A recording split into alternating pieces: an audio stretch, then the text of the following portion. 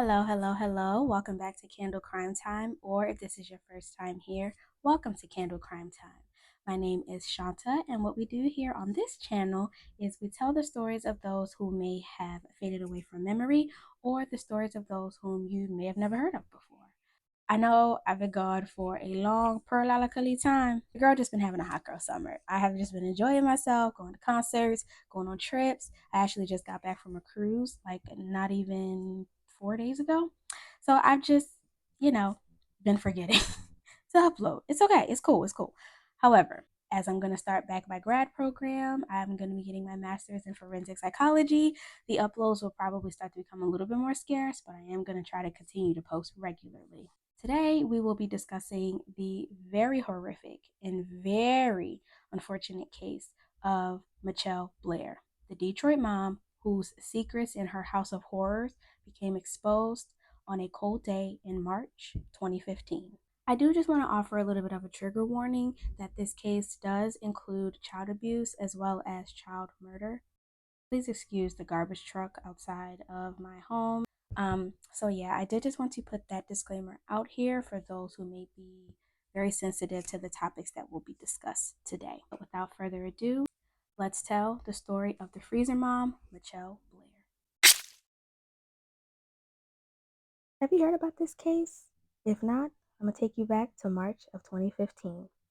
An eviction was scheduled to take place at the home of Mitchelle Blair in Detroit, Michigan. The eviction was taking place as scheduled, but when it came to cleaning out the deep freezer, the movers made a very gruesome discovery. They discovered the bodies of two individuals. Police were immediately called, and they quickly arrived on the scene and crossed it off as a crime scene. Mitchelle was taken into custody regarding the bodies in the deep freezer, and during intense questioning, Mitchelle finally revealed to the investigators that she knew who was in the freezer, and she was actually the one who put them there. The two bodies were of her 13-year-old daughter, Stoni Blair, and her 9-year-old son, Stephen Barry. Mitchelle Angela Blair was born on May 10th, 1979, in Detroit, Michigan. I wasn't able to find any information on her upbringing, so I'm just going to give you the fact that she had four children. The oldest, Gabby Blair, followed by Stoni Blair, and their dad's name was Alexander Dorsey, and Stephen Blair, and we'll call the youngest child Alex for the sake of the story, by a man named Stephen Barry. And from this point forward, I'm going to tell this story from the lens of Gabby, the oldest. Growing up, living with Mitchelle was pure hell. No bar intended. According to Gabby, Mitchelle had explosive anger. Like the littlest thing would completely set her off into this explosive fit of rage. Gabby explained in a later interview that, quote, my mom was a ticking time bomb. She always had her fuse lit. So anything, the slightest tap, would set her off, end quote. Michelle's temper ran her children's fathers away. Gabby said that when her and Stoney's dad was in the house with them, they were not really subjected to abuse. However, when he finally left, that's when Michelle's anger was turned towards them. Gabby recalls many days and nights where her and her siblings would go hungry, and whenever Michelle would work her odd jobs here and there, the money would go towards things like partying, drugs, and alcohol rather than taking care of the house. Whenever they did eat, it would be canned potatoes for breakfast and dinner. Gabby said that it tasted horrible, and to this day, she cannot stand canned potatoes. She also says that they would be so hungry, especially her, that she would be so hungry that if a classmate did not want their food, she would ask them for it and then eat it. At home, when the older three kids, Gabby, Stoni, and Steven, got a little older, Michelle's abuse and torment only heightened. If any of them did anything that Michelle deemed wrong, they would be beaten with an extension cord and then belt buckles. And she went through these phases of using each weapon. She only hit them on their backs and stuff so that they could easily conceal their bruises, scars, and marks. Gabby also revealed that she would receive iron burns on her back. She also has received a split lip from a toy being thrown at her by Michelle, and she was also subjected to hot water being thrown on her numerous times. There was also another time that Gabby vividly recalls where Michelle was yelling at her for something in their bathroom, And the next thing that Gabby knew was her mother picking up a gold plated curling iron and striking her across the face with it, chipping one of her teeth. And when an aunt came by later that day, after this incident, Michelle went into complete damage control mode and told Gabby to say that Matthew did it and that she liked her tooth chipped because it makes her look unique. Though Gabby deep down inside really wanted her tooth fixed after her aunt had offered to get it repaired by a dentist. The older three kids were all subject to horrible conditions, a dirty home, and torture by the hands of their mother. The kids always lived in fear of Michelle's wrath. One day, Michelle saw the youngest child, Alex, playing with some action figures in what Gabby says Michelle believed was a sexually suggestive manner and immediately became angry and asked Alex to explain what he was doing, why he was doing it, and who taught him that. At this time, Alex is only about 4 or 5, so he couldn't necessarily articulate his words. So, of course, he couldn't really say why he was doing what he was doing. So when Michelle eventually asked him if Stephen was the one who taught him, quote unquote, that, he would say no. After a few times of grilling Alex, she said that if he did not tell her the truth, then he would get a whooping. So finally, Alex said that Stephen taught him that. Of course, Stephen defended himself in saying that he did not do it, knowing he would face his mother's wrath. Michelle left out of the bedroom that they were in and came back with an extension cord, wrapped it around Stephen's neck, literally lifted this child off of the ground, and took him into her bedroom and shut the door. I'm sure you can guess what punishment he was subjected to, but the true gravity of his abuse and torture was far worse than imaginable. It included hot water, boiling hot water being poured on his genitals. He was beaten, he was strangled, he was suffocated until he lost consciousness, and then she would revive him. She starved him, she made him drink Windex, and amongst other horrible things. After a few weeks of this, Gabby was summoned. After a few days of this, Gabby was summoned to Michelle's bedroom. And Gabby saw her mother and Stephen on the floor. Stephen was like literally knocking on death's door, and Michelle was cradling him, telling him that she was sorry and that she loved him. Mitchell then told Gabby, quote, say goodbye to your brother. He's leaving. Clearly meaning that he was dying. But at the time, Gabby didn't know exactly what Mitchell meant. Poor Stephen, in response to his mother saying, I'm sorry and how much she loved him, he just weakly responded back that he loved her too. Gabby says she then leaned down to give him a kiss, told him goodbye, and that she loved him as well. And that is when she heard Stephen take his final breath, a sound that she says she will never forget. So essentially, she heard his death rattle.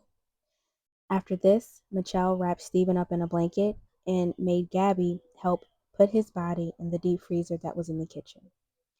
Afterwards, when the girls, Gabby and Stoni, would leave to go to school, Michelle would grill them into what to say if anyone ever asked where Stephen was.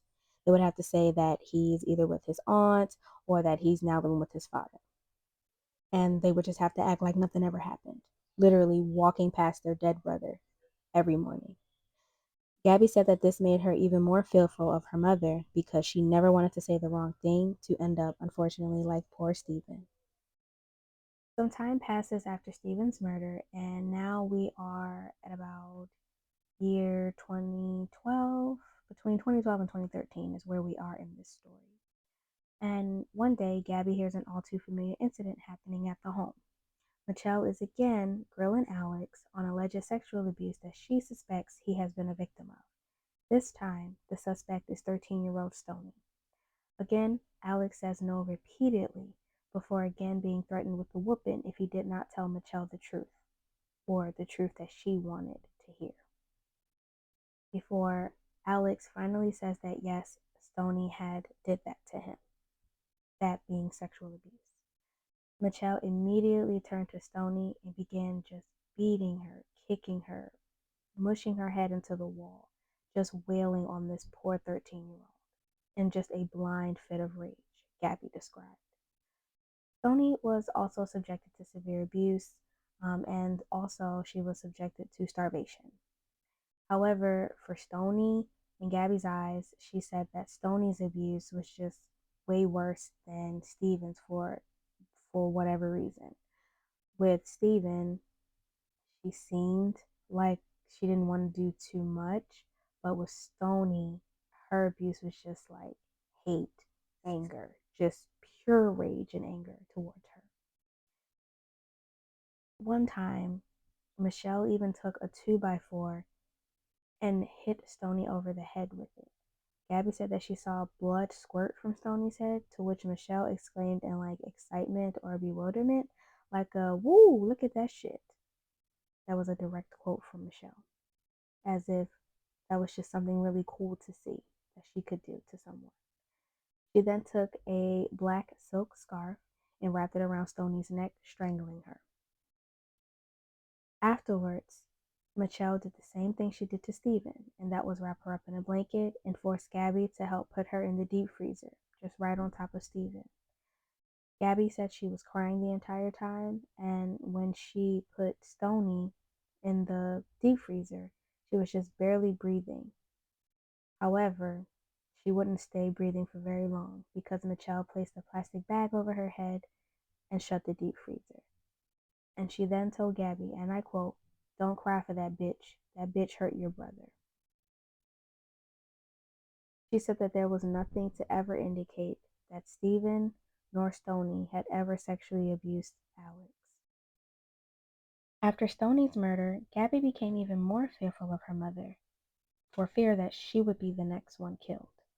Anytime Gabby left the house to like go to the store or do anything that Michelle asked her to do, Michelle would threaten her and say that if Gabby got the courage to go tell and brought the police back to their house, that she'd kill Gabby, she'd kill Alex, and then kill herself. And all of that would be Gabby's fault. Imagine the psychological just torture, fear that Gabby went through being told this by your mother or someone who's supposed to be your mother. Not very long after Stoni's murder, an eviction notice was served to Michelle for failure to pay rent. Michelle, at this point, knew that the jig was up and she wouldn't be able to hide what she had done for much more longer. So Michelle told Gabby to gather her belongings and Alex's belongings, and she took them to a neighbor's house. And when she got there, for whatever reason, she admitted to the neighbor what she had done to Stoni and Steven. On the morning of the scheduled eviction in March of 2015, Michelle was not home. So the movers proceeded with moving the furniture and other belongings out of the apartment. And as I mentioned at the beginning of this story, they stumbled upon the deep freezer, and when they opened it, they made the shocking discovery of the two children's bodies. Of course, at the time of the discovery, immediately investigators didn't know who they were, to the point where Stoni even was referred to an old woman because physically, though she was frozen, she appeared very emaciated because of the starvation she endured. When they were first discovered, Stoni was found completely nude, covered in frost, and her head was pressed against the side of the freezer with blood smears near her head on the side wall of the freezer, and that same black scarf still wrapped around her neck. There were noticeable injuries to Stoni's throat, right cheek, right eyebrow, right bicep, and her chest. Underneath her, of course, was Steven. However, they couldn't remove the blankets from underneath Stoni to see him, obviously, but they only knew that it was Steven once they cut a hole in the blankets to see what was underneath Stoni. At the time of the discovery as well, Steven and Stoni weren't even able to be immediately removed from the freezer because they had been there literally for about 2 to 3 years. So the entire deep freezer had to be removed and taken into evidence. Investigators located Mitchelle and the kids at the neighbor's house and immediately arrested her for questioning. During her interrogation, Mitchelle admitted that yes, she indeed did murder Steven and Stoni. With Steven, it was an accident, but Stoni, she meant to do it. And it was because they were sexually abusing Alex. It's a black shirt. I just picked it up and I put it on her neck. She really fighting back, you know what I'm saying? When you say put it around her neck, what do you mean? You tied it or you held it, you choked her? I put it on her neck, and first I was in front of her, but as we tussling, and we both fell. Cause I'm heavier, and I'm holding it, but that's still not what did it. And yes, I did tie it because before I got up, I remember I tied it. And she got up too, and of course was backing up from me, trying to get away from me. You say She didn't go in. We still in the room, and she gets up. After, yeah, she gets up and was backing away, and I grabbed the bag. Okay, you grab a bag. I just. And you put the bag over her head, or you just put it in her mouth? No, I held it over her. You what? I did both. I didn't put it in her mouth. I held it over her nose. At first, you know how you. And then I put it over her head, held it up there like this. Michelle's interrogation lasted about 3 hours, maybe 4. And during her interrogation, she was very matter of fact in the manner of how she killed Stephen and how she killed Stoni, showing no remorse for the killing of Stoni, but tried to appear remorseful and shameful for the murder of Stephen. Again, there had never been any substantial evidence to prove that Stoni or Stephen sexually abused Alex in the way that Mitchelle is convinced that they did. During court proceedings, Mitchelle displayed very unhinged behavior. She would have multiple outbursts and would have to be escorted out of the court on many occasions. Has to place those on my client. The allegations against my client, Mr. Berry, are failure to protect and abandonment. And never being there for his kids. Mother, She was always on sex sites, though, Mother, right? Mother, listen to me. I had to beg you to come see me. For real? Mother, listen to No me. matter how much you lie or how your lawyers lie. You done, Mother? Listen to me. This is a civil case. It's not a criminal case. We can and we will do it without you. I never We tried will to say I do it didn't. I without did it, you. but that does not negate the fact that they were never there for their children. I had to struggle with them all the time. They were never there. You get Stephen, your you chance. know we had to beg you. Me, Stephen, all of us used to cry for you. You're not going to be able to stay, Mother. There are rules. Never. You understand what I'm saying? I don't understand Wait. the whole crew here now, but y'all was never there for them. How many birthdays did you miss? Mikey, his ex-girlfriend, did more for them than any of y'all. Mom, you have to stop. This is a hearing. Your attorney Y'all will was get a never there chance for to them. speak. You want to put on a show for the news, though? Mr. Devil. Your Honor, he had no knowledge of any of the And Linda Dorsey, you gonna get on the news and say what's Okay, absurd? Mom, you're They not were going to be able to raping my stay in the kids. hearing if Period. you can't be quiet until it's your turn. You like a damn fool y'all putting on that show. Step out here for me. You're going to step up. Raping my kids. You pathetic ass bitch, and he's a drunk. Now tell the truth on that. Isn't she such a joy?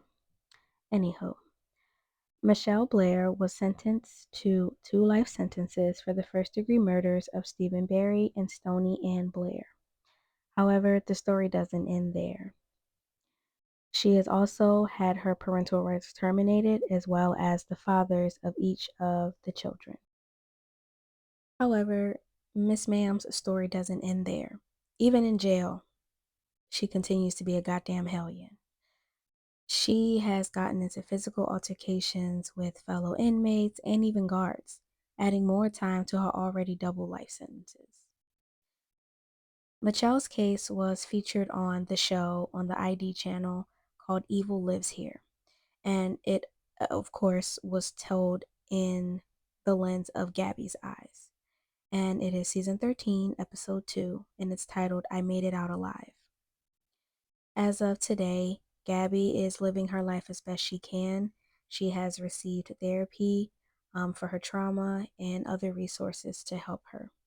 As far as Alex, he was placed in the custody of another family member, and I have no further updates.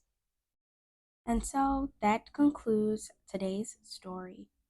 Very horrific. Not everyone deserves to be called a parent. Not everyone deserves to be called a mother. And Mitchelle Blair is definitely a prime example of anyone can give birth, but it does not make you a mother. I feel like all of those kids were absolutely failed by everyone. Mitchelle, their fathers, school systems, CPS. I forgot to mention this in the video. When doing research, when it came to the parental rights case, in some of those clips where you saw Mitchelle losing her temper, it was even revealed that when in 2005, when Gabby was a younger child, CPS investigated her claims of child abuse then, but only ordered Mitchelle to do anger management counseling. CPS continuously fails children every single day, and at some point, when is this going to be stopped? These children should not have endured what they endured. Stephen and Stoni should not be dead. They should be living life. Stoni should be 25 this year. Stephen should be in his early 20s as well. One of the dads even claimed that when he would get his children, he would see the marks and bruises and scars and this and that on his children's bodies when his sister, their aunt, would be giving them baths. But yet he didn't intervene. What were you doing, sir? You played just as big as a role as Mitchelle did in the neglect of these children and the torture of these children. But yet you want to sit here as a hurt parent? I think not. Mitchelle is very evil. I would love to know what went on in her childhood and what went on in her life for her to be as evil and vile and just hateful that she is. Literally, still to this day, she is a hateful, evil woman. Just angry.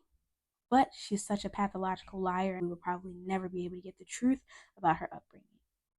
Everyone failed these children, and this case is so unacceptable. Those are just my thoughts. I would love to hear what you all have to say about this case down below. Please do not forget to like, comment, subscribe, and share if you have not already. Click that bell notification so you don't miss a single upload, and I will see you all in my next video. Bye.